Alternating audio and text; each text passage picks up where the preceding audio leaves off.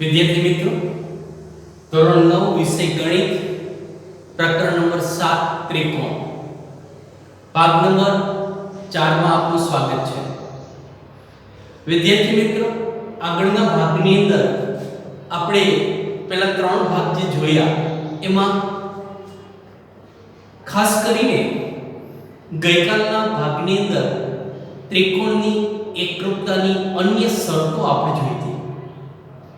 એમાં યાદ કરાવી દઈએ, એક બાકુબા પૂર્વધારણા હતી। બાકુબા પૂર્વધારણા મુજબ વિદ્યાર્થી મિત્રો કે હવે બે ત્રિકોણો એકરૂપ બનવા માટે સાબિત કરવા માટે એક ત્રિકોણની 3 બાજુ અને 3 ખૂણા બીજા ત્રિકોણની 3 બાજુ અને 3 ખૂણા સાથે સમાન હોય એ જરૂરી નથી। માત્ર ને માત્ર બાજુ, ખૂણો અને બાજુ એક ત્રિકોણમાં બે બાજુના અંતર્ગત ખૂણો બીજા ત્રિકોણના અનુપંક સાથે સમાન બતાવી દો તો પણ એકરૂપ થઈ શકે। બીજી એક વાત કરી હતી, પ્રમેય હતો 7.1 ખુબાવો પ્રમેય કે એક ત્રિકોણના જો બે ખૂણા અને અંતર્ગત બાજુ બીજા ત્રિકોણના અનુરૂપ અંકો સાથે સમાન હોય વિદ્યાર્થી મિત્રો તો એ ત્રિકોણ છે એ એકરૂપ બને છે। બે શરત જોઈ હતી, હજુ એક વધારાની શરત છે એ ખૂબ આ શરત છે। વિદ્યાર્થી મિત્રો, અહીંયા શું ક્રમમાં કે છે ખૂણો ખૂણો અને બાજુ, ખૂણો ખૂણો અને બાજુ। તો એનો અર્થ એમ થાય કે બાજુ વચ્ચે નથી એટલે અંતર્ગત બાજુ બનશે નહીં। અહીંયા કંઈક આવું ખૂબ બા શરત કે આ અર્થ થાય છે, બરાબર સમજો કે આ કોઈ એક ત્રિકોણ ABC છે, ત્રિકોણ ABC અને બીજો કોઈ ત્રિકોણ છે એ DEF લઈએ છે, આ D E અને F। વિદ્યાર્થી મિત્રો, આ શરત મુજબ એક ત્રિકોણનો ખૂણો ખૂણો અને અંતર્ગત ન હોય તેવી બાજુ દાખલા તરીકે AC લઈએ અથવા તો AB પણ લઈ શકાય। અહીંયા ખૂણો E, ખૂણો F અને અંતર્ગત ન હોય તેવી બાજુ આ DF, એટલે કે ખૂણો ખૂણો અને બાજુ બીજા ત્રિકોણના ખૂણો ખૂણો અને બાજુ સાથે સમાન હોય તો આ બે ત્રિકોણ ફરી એક વખત એકરૂપ બની જશે। વિદ્યાર્થી મિત્રો, તમને યાદ કરાવી દઈએ છીએ, આગલા લેક્ચરમાં સિમ્પ્લિસિટી સિદ્ધાંત કીધો તો તમને કે એક ત્રિકોણના કોઈ પણ ત્રણ અંગની અંદર ઓછામાં ઓછી એક બાજુ હોવી જોઈએ। તો અહીંયા એ શરતનું પાલન થાય છે। ખૂબ આ શરત ખૂણો ખૂણો અને બાજુ અથવા તો બાજુ ખૂણો ખૂણો કહી શકાય વિદ્યાર્થી મિત્રો। તો વિદ્યાર્થી મિત્રો, આની શરત છે એ આપણે હવે લખી નાખીએ તો આ એકરૂપતા માટેની ખરેખર ત્રીજી શરત થઈ ગઈ। તો લખો ખૂબ આ શરત, બે ત્રિકોણોના શિરોબિંદુઓ વચ્ચેની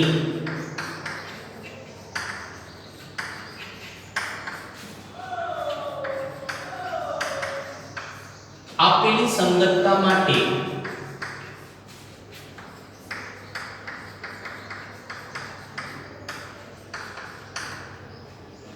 એક ત્રિકોણના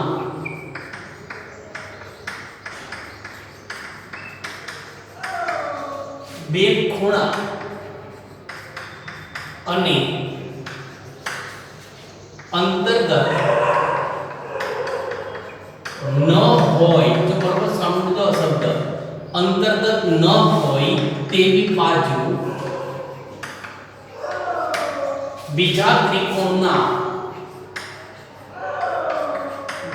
ત્રિકોણના અનુરૂપ અંગો સાથે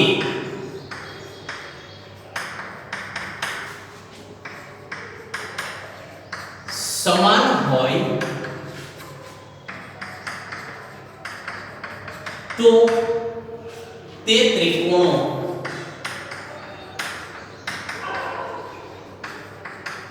એકરૂપ ત્રિકોણ બનશે। વિદ્યાર્થી મિત્રો, તો ખરેખર આ ત્રીજી શરત આપણી પાસે થઈ ગઈ। એક બાકુબા પૂર્વધારણાથી ત્યાર પછી ખૂબ પ્રમેય અને આ એક વધારાની શરત ખૂબ આ શરત. તો વિદ્યાર્થી મિત્રો હજુ પણ આવી શરતો આવશે, બાબા શરત આવશે અને કાકબા શરત પણ આવશે. તો વિદ્યાર્થી મિત્રો આ શરત બરોબર તમારા મગજમાં બેસી ગઈ હશે. હવે એક કોર્સની અંદર સાબિતીનો પ્રમેય છે વિદ્યાર્થી મિત્રો.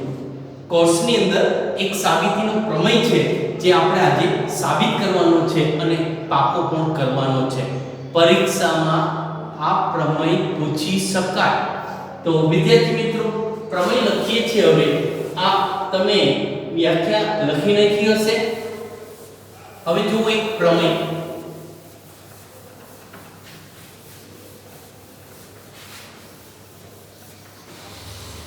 પ્રમેય 7.2. પ્રમેય 7.2. વિદ્યાર્થી મિત્રો સૌથી પહેલા કથન એક આ પ્રકારનું છે. સમદ્વિ બાજુ ત્રિકોણની બે સમાન બાજુના સામેના ખૂણાઓ સમાન હોય છે તેમ સાબિત કરો.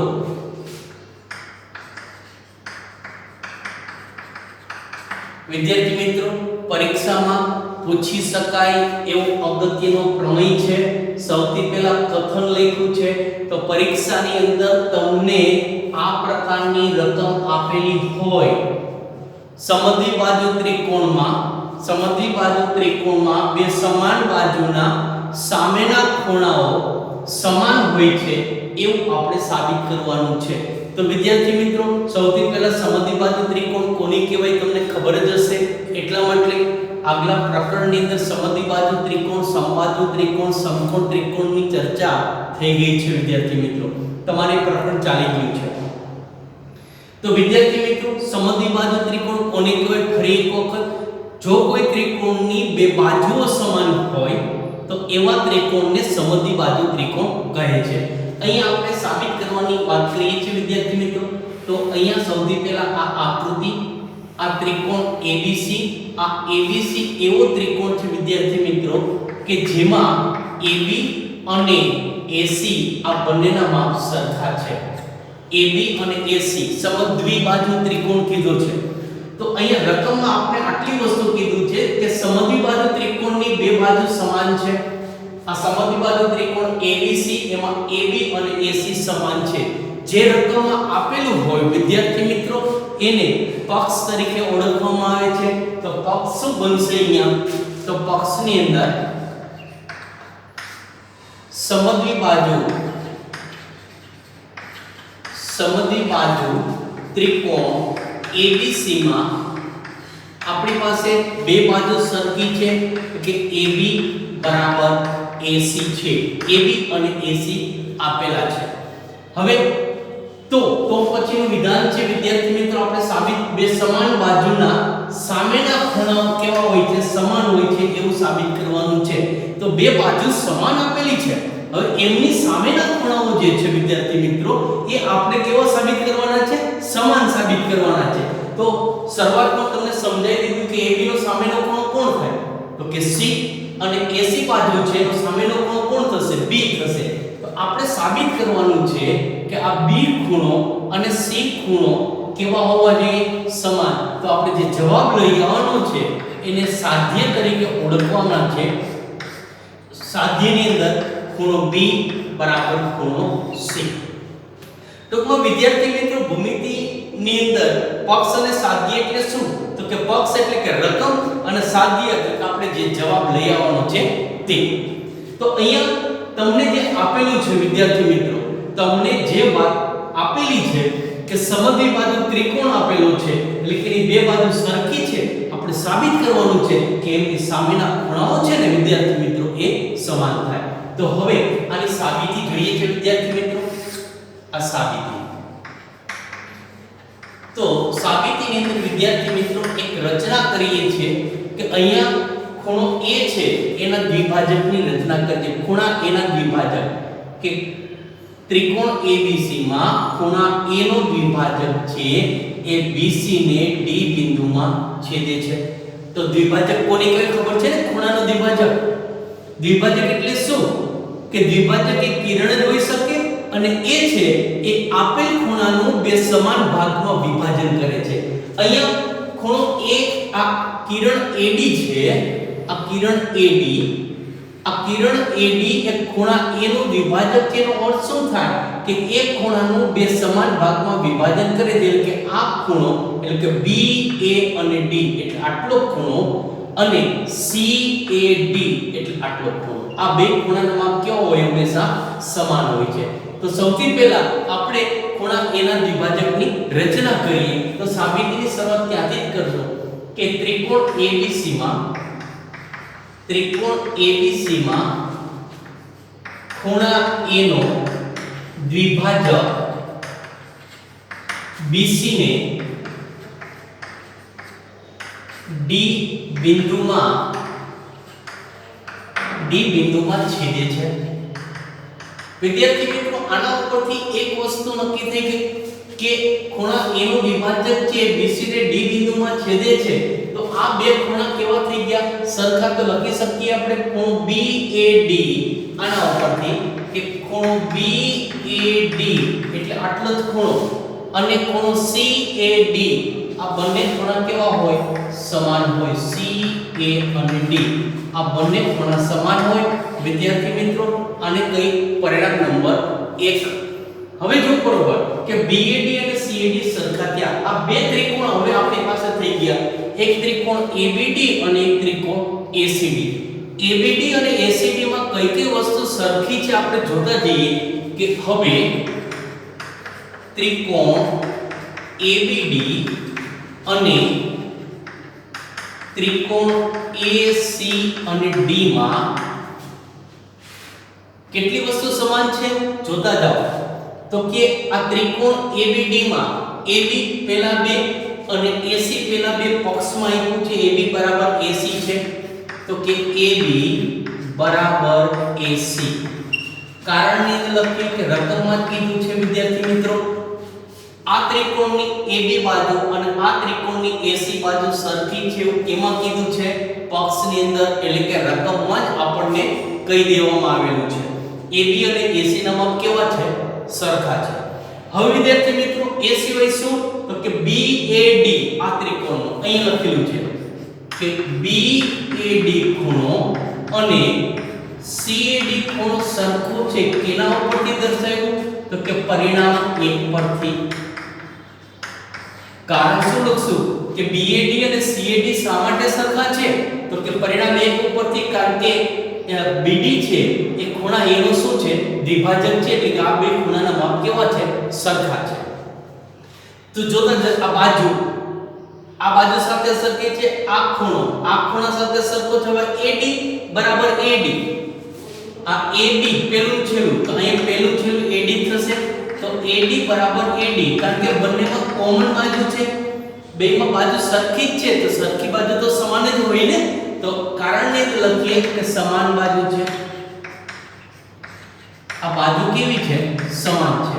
તો એનો અર્થ એવો થાય વિદ્યાર્થી મિત્રો કે ત્રિકોણ ABD અને ત્રિકોણ ACD માં બાજુ, ખૂણો અને બાજુ બીજા ત્રિકોણની બાજુ, ખૂણો અને બાજુ સાથે સમાન છે. એટલે કે બાકુબા પૂર્વધારણાને આધારે આ બે ત્રિકોણો એકરૂપ બની જશે. માટે લખી શકાય કે ત્રિકોણ AB અને D એકરૂપ ત્રિકોણ AC અને D. કારણ ને લખવું પડશે બાકુબા પૂર્વધારણા. બાકુબા પૂર્વધારણા તમને 7.1 પૂર્વધારણા સમજાવી વિદ્યાર્થી મિત્રો. તો બાકુબા પૂર્વધારણાને આધારે આ બે ત્રિકોણો એકરૂપ બની ગયા. ત્રણ જ અંગ ઉપરથી વિદ્યાર્થી મિત્રો જુઓ, બાજુ, ખૂણો અને બાજુ, ત્રણ અંગ ઉપરથી આ બે ત્રિકોણો એકરૂપ બની ગયા. હવે બે ત્રિકોણો એકરૂપ હોય વિદ્યાર્થી મિત્રો, જો બે ત્રિકોણો એકરૂપ હોય તો બાકીના ત્રણ અંગ તો એકરૂપ બનવાના જ છે. એટલે કે એક ત્રિકોણની ત્રણ બાજુ બીજા ત્રિકોણની ત્રણ બાજુ સાથે સરખી જ હોય, એક ત્રિકોણના ત્રણ ખૂણા બીજા ત્રિકોણના ત્રણ ખૂણા સાથે સરખા જ હોય, એમાં આપણી જરૂર શું છે તો કે B અને C ખૂણો. એટલે B એટલે તો અહીંયા ABD ખૂણો થશે વિદ્યાર્થી મિત્રો, માટે ખૂણો ABD અને ખૂણો ACB કેવા થશે? સમાન થશે. તો કે AB અને D એટલે આટલો ખૂણો થયો, AC અને D એટલે આ ખૂણો થયો, પણ ABD ખૂણો છે એને ખૂણા B તરીકે દર્શાવી શકાય અને ACD ખૂણો છે એને ખૂણા C તરીકે દર્શાવી શકાય. તો ખૂણો B બરાબર ખૂણો C. તો વિદ્યાર્થી મિત્રો અહીંયા આ પ્રમેય છે એની સાબિતી પૂર્ણ થાય છે. આપણે આપણા કોર્સની અંદર આ પ્રમેય છે, આ પ્રમેય પૂર્ણ થવા માટે નિશાની છે વિદ્યાર્થી મિત્રો. સાબિતી શું થઈ ગઈ? આની પૂર્ણ થઈ ગઈ છે. તો વિદ્યાર્થી મિત્રો આ પ્રમેય તમને પરીક્ષાની અંદર આ કથન પૂછાય, તમારે આકૃતિ, પગ, સાધ્ય અને આ રીતની સાબિતી મોઢે લખવાની હોય છે. તો વ્યવસ્થિત રીતે વિદ્યાર્થી મિત્રો નોટની અંદર આ પ્રમેય સારા અક્ષરે લખી નાખો અને એમ જ સમજો કે પરીક્ષામાં પૂછાવાનો જ છે. તો આજને આ પ્રમેય છે ને એ પાકો કરી નાખો, ઘરે બેસીને નિરાતે 2-3 વખત લખી નાખો, મોઢે જ લખજો વિદ્યાર્થી મિત્રો. પછી એક વખત નોટની અંદર જોઈને ઉતારી લો વિદ્યાર્થી મિત્રો, ત્યાર પછી પાકું કરો અને પછી રફ કાગળની અંદર આ પ્રમેય મોઢે લખવાનો પ્રયત્ન કરજો, પરીક્ષાની અંદર પૂછાશે. તો વિદ્યાર્થી મિત્રો સારા અક્ષરે પ્રમેય 7.2 એનું કથન, આકૃતિ, પગ, સાધ્ય અને સાબિતી આ રીતે વ્યવસ્થિત રીતે લખી નાખો તમે પહેલા, ત્યાર પછી નવો ટોપિક આપણે શરૂ કરીએ છીએ. તો વિદ્યાર્થી મિત્રો લખાઈ ગયું હશે, વિડિયો સ્ટોપ કરીને લખી નાખજો, બરાબર છે ને? વિડિયો થોડી વાર સ્ટોપ કરી અને સારા અક્ષરે લખી નાખજો. હવે એ પછી એક વાત કરવી હતી. હવે જો અહીંયા હવે આનો અર્થ શું થાય વિદ્યાર્થી મિત્રો? બરાબર જુઓ, આ પ્રમેયનો હવે આપણે ઉપયોગ શું કરવાના છીએ? સાંભળો બરાબર. હવે અહીં સમદ્વિ બાજુ ત્રિકોણની વાત કરી વિદ્યાર્થી મિત્રો, સમદ્વિ બાજુ ત્રિકોણની વાત કરી. અહીં એક ટોપિકની ચર્ચા કરવાની છે. આ ત્રિકોણ છે ABC. હવે તમને અત્યારે એમ કીધું કે આ બે બાજુ સરખી હોય તો એના સામેના ખૂણા કેવા થાય? સરખા થાય. બે બાજુ સરખી હોય તો સામેના ખૂણા સમાન થાય સમદ્વિ બાજુ ત્રિકોણમાં. એ હવે આપણે સ્વીકારી લીધું, કારણ કે અત્યારે હમણાં આપણે સાબિત કર્યું કે બે બાજુ સરખી હતી તો એના સામેના ખૂણા સરખા જ મળ્યા આપણને. તો વિચારો કે ત્રિકોણની 3 બાજુ સરખી હોય તો એના સામેના 3 ખૂણા સરખા થાય. આના ઉપરથી એક વસ્તુ કહી શકાય, જો ત્રિકોણની 3 બાજુ સમાન હોય તો એના સામેના ખૂણા 3 સમાન જ થાય. તો કે ત્રિકોણની 3 બાજુ સરખી હોય એવા ત્રિકોણને શું કહેવાય? તો કે સમબાજુ ત્રિકોણ, અથવા તો તમારી ટેક્સ્ટબુકમાં નામ પણ છે સમભુજ ત્રિકોણ. સમબાજુ ત્રિકોણ અથવા તો સમભુજ ત્રિકોણ તરીકે એને ઓળખવામાં આવે છે. તો કે જો બે બાજુ સરખી હોય તો એની સામેના બે ખૂણા સરખા થાય, 3 બાજુ સરખી હોય તો એની સામેના 3 ખૂણા સમાન થાય. પણ આપણે આગલા પ્રકરણ તમે શીખી ગયા છો વિદ્યાર્થી મિત્રો કે ત્રિકોણના 3 ખૂણાનો સરવાળો કેટલો થાય? ત્રિકોણના 3 ખૂણાનો સરવાળો કેટલો થાય? 180 અંશ થાય.